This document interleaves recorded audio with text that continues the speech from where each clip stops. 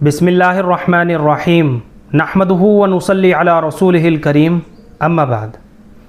मोहतरम नाज़रीन इकराम, एक साहब ने व्हाट्सएप पर हमारे पास महाराष्ट्र से कमेंट किया, अस्सलामु अलैकुम मुफ्ती साहब, लड़के का खिज़र नाम कैसा रहेगा और इसका सही तलफ़्फ़ुज़ क्या है, प्लीज़ एक वीडियो बना दीजिए।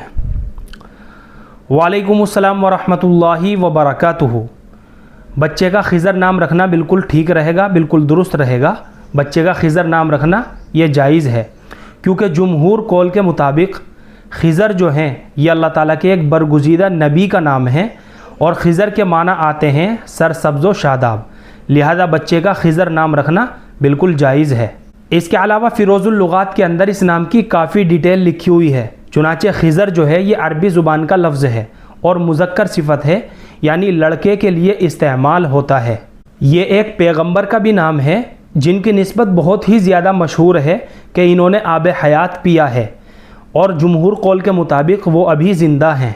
अल्लाह ताला की जानिब से इनको कुछ तकवीनी खिदमतें सपुर्द की गई थी और कुरान करीम में हज़रत मूसा अलैहिस्सलातु वस्सलाम के साथ इनका वाक़िया भी मज़कूर है। अब खिज़र को किस तलफ़्फ़ुज़ के साथ पढ़ना है, जैसा कि आपने अपने सवाल के अंदर लिखा है। देखिए, खिज़र को आप 3 तलफ़्फ़ुज़ के साथ पढ़ सकते हैं।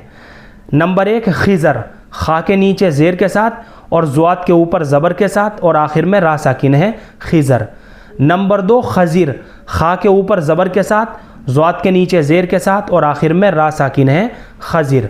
नंबर 3 खिज़्र, खा के नीचे ज़ेर के साथ और ज़्वाद के ऊपर सुकून के साथ और आखिर में रा के ऊपर जज़म के साथ, यानी ज़्वाद और रा के सुकून के साथ खिज़्र। तो खिज़र, खज़िर और खिज़्र, इन तीनों तलफ़्फ़ुज़ के साथ आप अपने बच्चे का नाम खिज़र रख सकते हैं।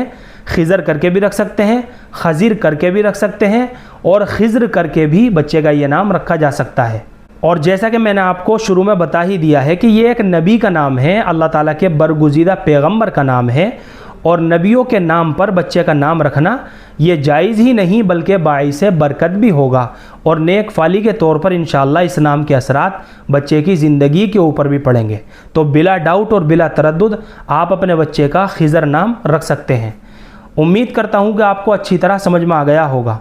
अल्लाह हम सबको सुन्नत व शरीयत पर पाबंद फरमाए। फ़क़त वल्लाहु आलम।